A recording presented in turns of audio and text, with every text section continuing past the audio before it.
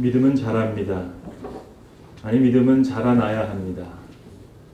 제가 아는 집사님 중에 예수 믿기 전에 불심이 아주 깊어서 불교의 회장까지 지낸 분이 계십니다. 이분 말씀이 절에 다닐 때는 세상 편했다는 거예요. 그래서 나무아비타불 관세음보살 하나만 외우면 모든 것이 해결이 됐는데 교회는 모든 게 복잡하다는 거예요. 말도 복잡하고 용어도 복잡하고 기도하는 것도 너무 복잡하다는 거예요. 그래서 이제 처음 예수 믿으면서 옆에 있는 사람 따라해 보려고 옆에 사람은 어떻게 기도하나 봤더니 어떤 사람은 하나님 아버지 그래서 하나님을 부르거든요. 또 다른 사람을 보니까 아버지 하나님 순서가 바뀌어요. 헷갈린다는 거예요. 그뿐입니까? 주님이라고 부르는 사람도 있고 전능하신 하나님, 무소부재하신 주님 뭐 이러다 보니까 야 정말 예전에 나무아비타불 관세음보살 그 하나로 다 될 수 있는 게 얼마나 좋았는데요. 그렇게까지 마음을 가졌답니다. 근데 이분이 지금은 아주 신앙이 곧게 올바르게 온전하게 자라는 모습을 보면서 믿음은 참 귀하게 자란다. 또 믿음을 자라게 하시는 하나님의 귀한 은혜를 찬양하게 됩니다. 제가 아는 또 다른 장로님은 그분 얘기가 당신은 군대에서 세례를 받았다는 거예요. 그래서 당신 말씀이 민간인 교회에서 세례를 받아야 되는데 군대에서 세례를 받아서 자기가 그렇게 무식하다는 거예요. 스스로 하시는 말씀이에요. 일본말로 가라신자고 나일롱 성도인데 이분이 예전에 약주를 그렇게 좋아하셨다는 거예요. 그래서 이제 젊은 시절에 이제 세례를 받았었는데 교회에서 이제 성찬식을 하게 되는데 성찬식을 하다 보면 목사님께서 말씀을 낭독하지 않습니까? 혹시 죄를 범한 자 중에 이제 자기 죄를 떡이나 잔을 합당치 않게 마시는 자는 그리스도의 몸을 범하는 것이 있느니라. 그 말씀이 떡을 딱 받았는데 양심의 가책이 되더라는 거예요. 그래서 이 떡을 딱 받고 이제 입에 집어넣지 못하고 이렇게 갖고 있는데 웬걸요. 그 다음에 포도주가 쫙 오는데 그 향기가 코를 샥 하면서 자기도 모르게 탁 잡아서 들이켰다는 거예요. 그러면서 캬 하면서 마치 안주 먹듯이 떡이 쑥 들어가더라는 거예요. 그분이 하시는 말씀이 이겁니다. 매번 자기는 이게 고민이었다는 거예요. 목사님들이 너무 몰라도 한참 모르시지. 아니 어떻게 포도주를 먼저 나와야지 떡부터 돌리냐. 이게 주도를 몰라도 한참 모르시지. 이러면서 항상 그 순서가 바뀌었다고 생각했다는 거예요. 그래서 포도주를 주고 그 다음에 떡을 주시면 마시고 안주 드시 이렇게 했는데 그렇게 얘기하시던 분이었습니다. 그런데 이 장로님 이제 믿음이 아주 귀한 믿음을 얻게 되시고 지금 아주 모범적으로 교회를 섬기시는 그런 장로님도 알고 있습니다.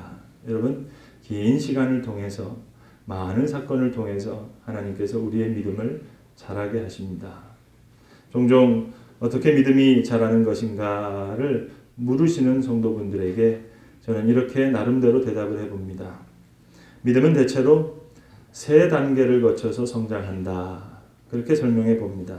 첫 번째는 믿어야 되겠다. 믿음의 필요성을 느끼는 겁니다. I must believe. 믿어야 되겠다. 오늘 본문에 나오는 회당장 야이로도 그 믿음이 이렇게 시작되었습니다. 사랑하는 딸이 죽어가고 있습니다. 아버지로서 딸이 죽어가는 모습을 볼 수가 없습니다. 내가 믿어야 되겠다. 딸의 병을 고쳐야겠다는 필요성 때문에 믿음이 시작되었습니다. 예수님을 따라가 볼까? 그의 말씀을 믿어볼까? 아니 믿어야 되겠다. I must believe. 믿음의 첫 단계는 늘상 이렇게 시작되는 것입니다. 수원에 가시면 본 교단에 속한 교회 중에 명선교회라고 하는 꽤 규모가 있는 교회가 있습니다. 근데 그 교회에 있는 자리가 큰 도로에서부터 진입로가 아주 많이 길게 들어가야 됩니다. 근데 그 진입로가 좁습니다. 그래서 이제 차를 몰고 진입로에서 교회에 다다르게 되면은 뒤에서 계속 차가 예배 시간에 밀려오니까 차를 돌려서 나올 수가 없습니다.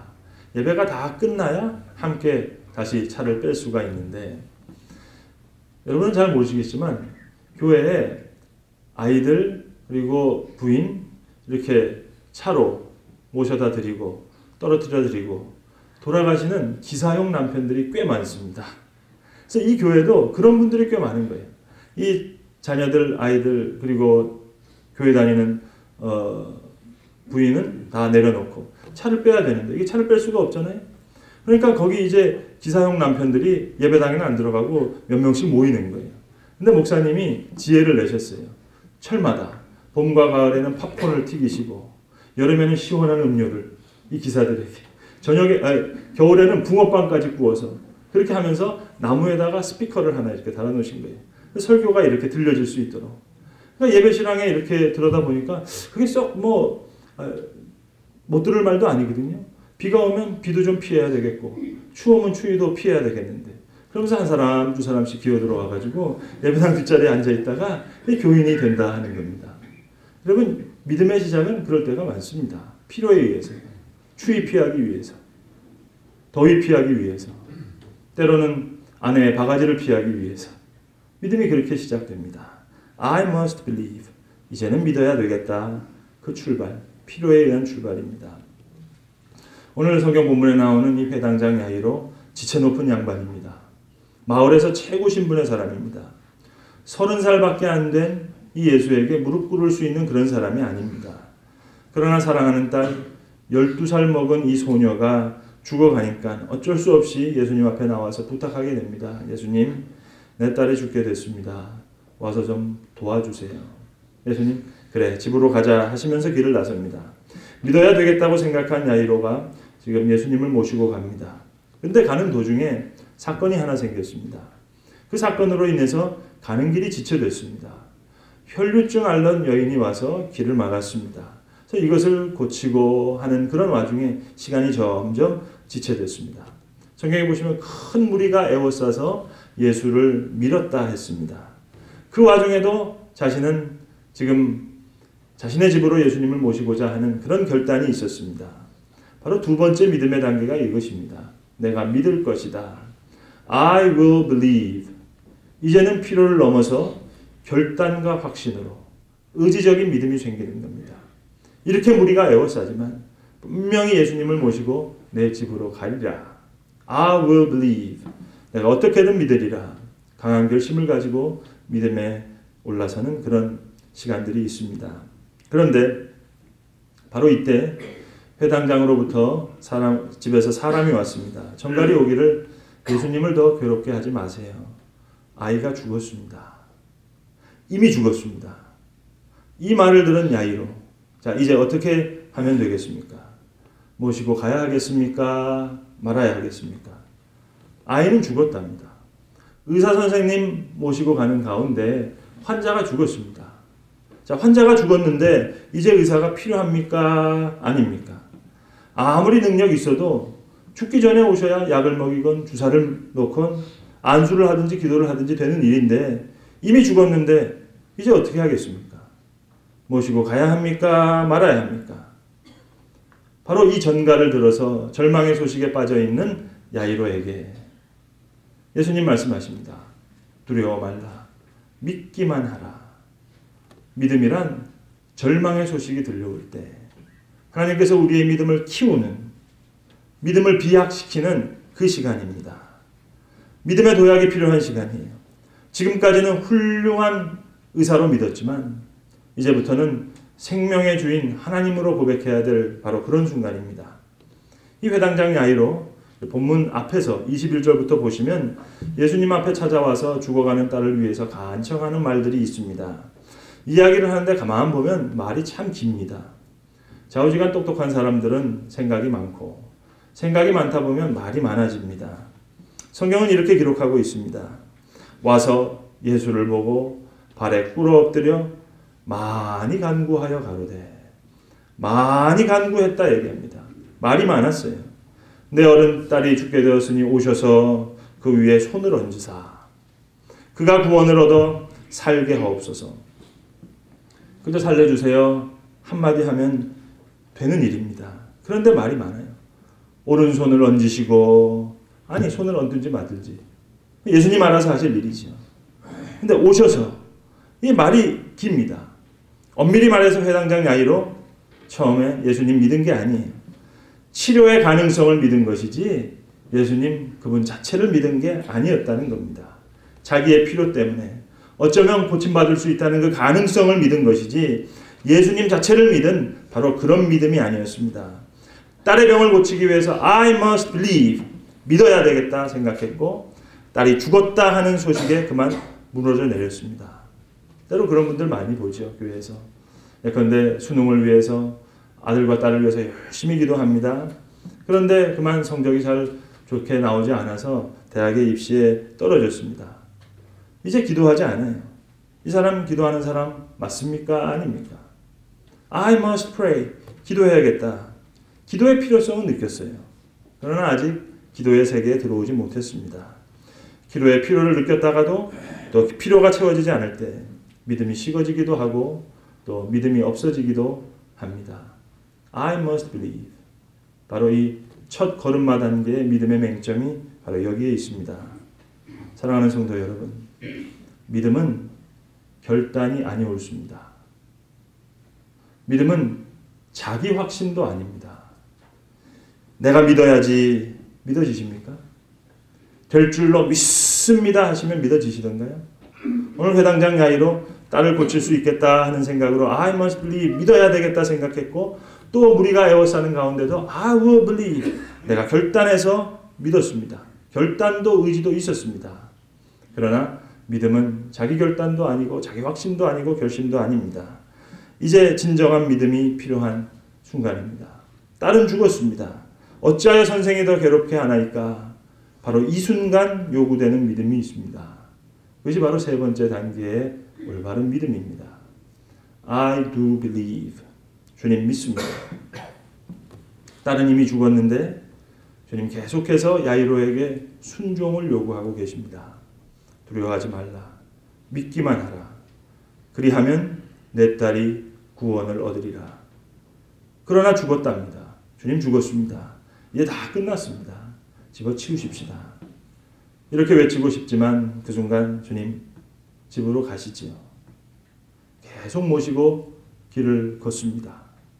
바로 이만큼의 믿음 말입니다. I do believe. 절망의 소식이 들어오는 순간 그 말씀에 그대로 순종합니다. 믿기만 하라. 우리의 믿음의 한계를 넘어서는 시간이 있습니다. 죽었습니다 할 때 상황은 종료입니다. 생명에 관한 인간은 여기까지예요. 한계가 여기까지예요. 끝났으니까요. 바로 이런 시간인데 주님 말씀하십니다. 두려워하지 말라, 믿기만 하라. 이건 이해의 차원이 아닙니다. 믿음의 문제요? 더 엄밀하게 말하면 사랑의 문제입니다. 죽은 나사로를 위해서 간청했던 마리아와 마리다가 하나님 앞에서 웁니다. 그때 예수님 말씀하시죠. 주님의 말씀이 믿어지지 않습니다. 죽어서 나흘이 지났습니다. 무덤가에서 냄새가 납니다. 돌을 옮기라. 말씀하실 때 주님 도대체 이게 무슨 짓입니까? 죽어서 나흘이 됐습니다. 무덤에서 냄새까지 납니다. 제발 그만하시고 집으로 가십시다. 그렇게 말씀하지 않았습니다. 조용히 돌을 옮깁니다. 바로 그만큼의 믿음 말입니다. 오늘 아이가 죽었다는 전가를 받을 때 그리고 그 소식을 듣고 함께 들었습니다. 예수님이 그 소식을 모르는 게 아니에요. 야이로와 함께 듣고 너는 믿기만 마라, 믿기만 하라 하시는데 만일 야이로가 이렇게 말했다면 어떻게 되겠습니까? 다 끝났습니다. 믿긴 뭘 믿어요. 그동안 오시느라고 수고 많이 하셨습니다. 제가 며칠 후에 한번 찾아뵙고 인사드리겠습니다. 그렇게 끝냈다면 일은 끝나는 것입니다. 그러나 예수님을 모시고 아이가 죽었다고 하는 그 집을 향해서 갑니다. 바로 그만큼의 믿음 말입니다. 집에 도착해 보니까 많은 사람들이 울고불고 난리가 났습니다.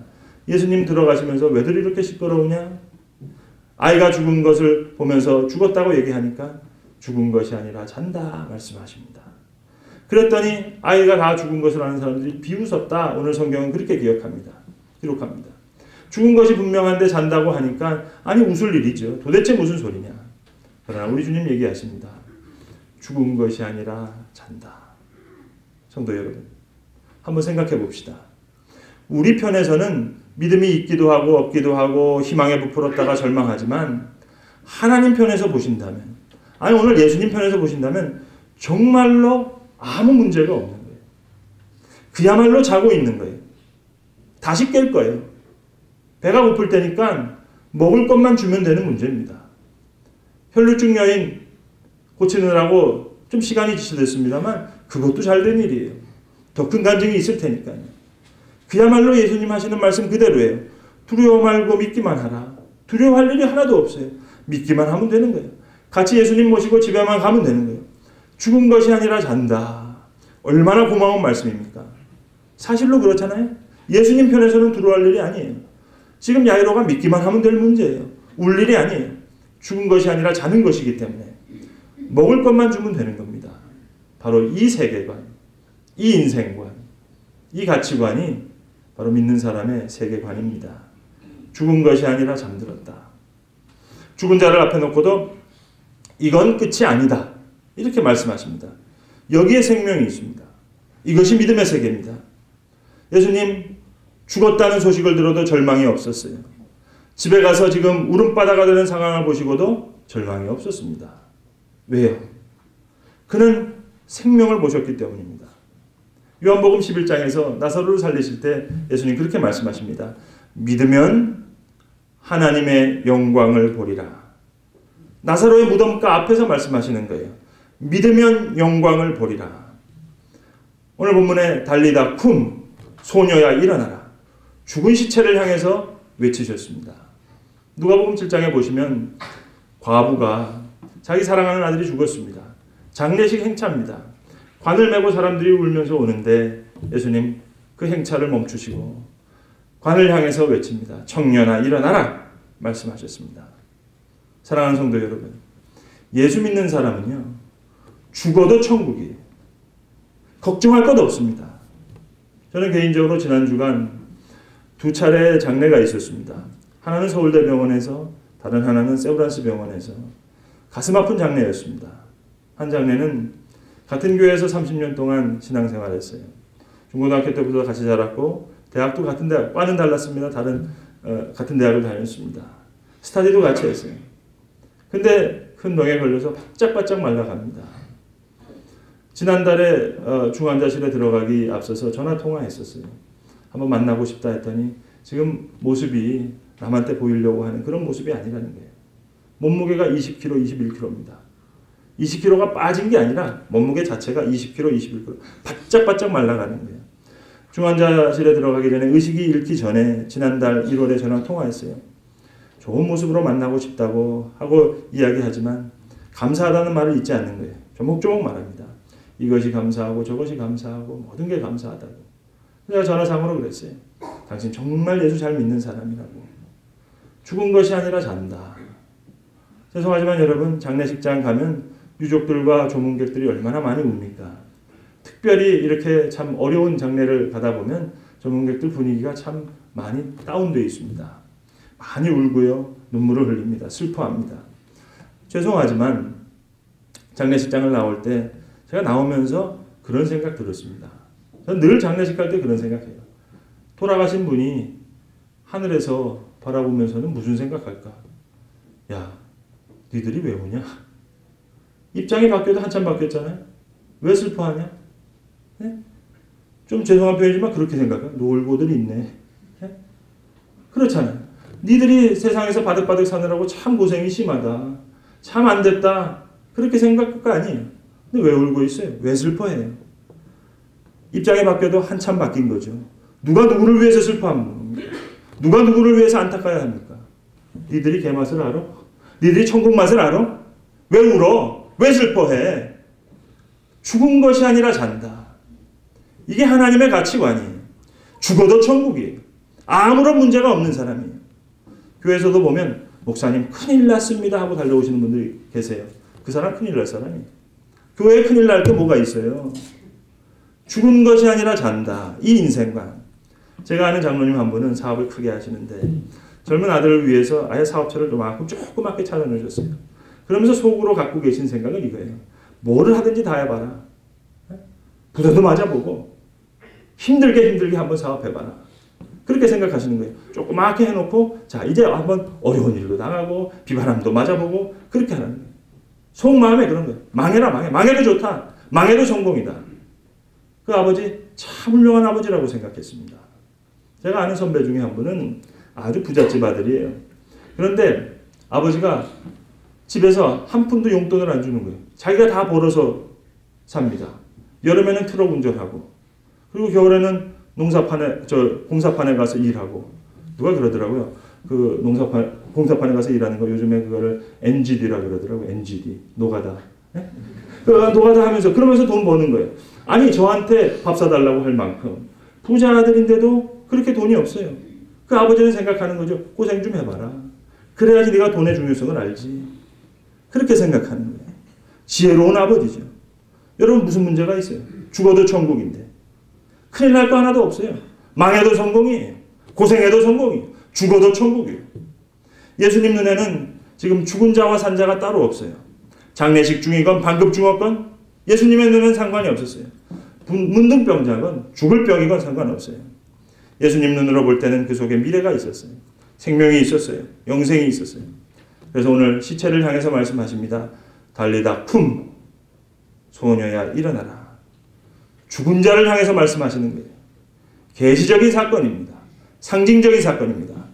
고로 오늘 우리가 어떠한 소식을 듣더라도 절망해서는 안 돼요. 끝났다고 생각하지 마세요. 지금 절망의 소식이 들려올 때 하나님께서 야이로의 믿음을 키우시는 겁니다. 여러분, 인간을 비참하게 만드는 것이 무엇이겠습니까? 죽음이 끝이라고 생각하는 거예요. 죽음 앞에 모든 것이 무력하다고 생각하는 거예요. 죽음으로 끝낸다고 생각하는 것, 그래서 인간이 비참한 겁니다. 죽여서 해결하겠다. 아니, 내가 죽어서 해결하겠다. 이렇게나 저렇게나 죽으면 그만이라고 생각하는 거예요. 밤새도록 술 마시는 분들, 그분들도 나름대로 철학을 가지고 마시는 거예요. 죽여버리자. 아니, 죽어버리자. 죽으면 그만이다. 그 철학입니다. 사람 왜 교만할까요? 교만할 일도 없고 교만할 자격도 없는데 죽음이 뭔지 모르기 때문에 그렇습니다. 오늘 주님 말씀하십니다. 죽어갈 사람, 죽는 사람, 아니 죽은 사람, 절망에 허덕이는 사람 모두에게 말씀하시는 말씀이에요. 죽은 것이 아니라 잔다. 그래서 오늘 이 절망의 소식이 들려올 때 그 소식을 들으면서도 야이로에게 다른 말씀을 하시는 거예요. 두려워하지 마. 두려워 말고 믿기만 하라. 정말 두려울 것이 없잖아요. 잠깐 자는 것인데, 밥만 먹이면 될 문제인데 죽은 것이 아니라 잔다.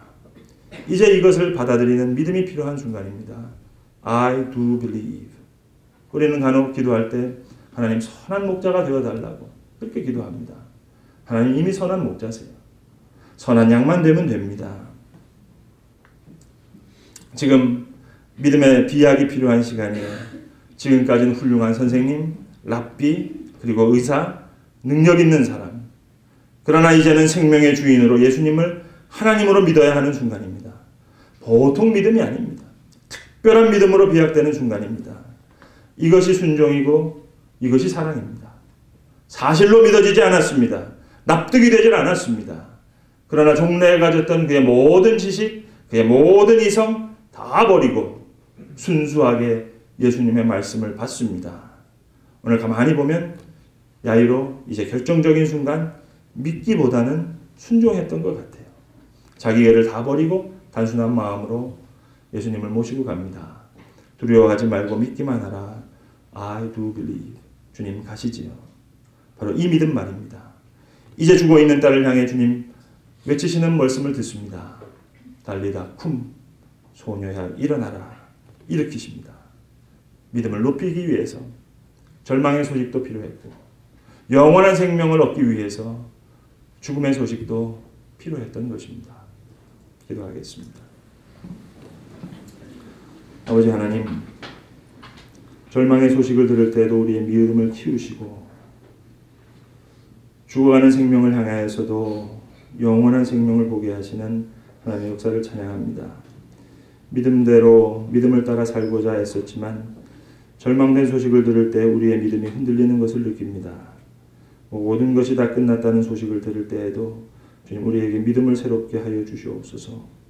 회당장 야이로처럼 길에서 주춤거리지 않게 하시고 두려워 말고 믿기만 하라. 그리하면 하나님의 영광을 보리라 하시는 그 음성에 힘을 얻게 하시옵소서. 죽은 것이 아니라 잔다 하는 이 말씀으로 우리의 모든 처지와 형편 세계를 바라볼 수 있는 또 죽은 자가 사는 것 같은 놀라운 기적을 우리 생활 속에 항상 경험케 하시옵소서. 예수 그리스도의 이름으로 기도드리옵나이다. 아멘.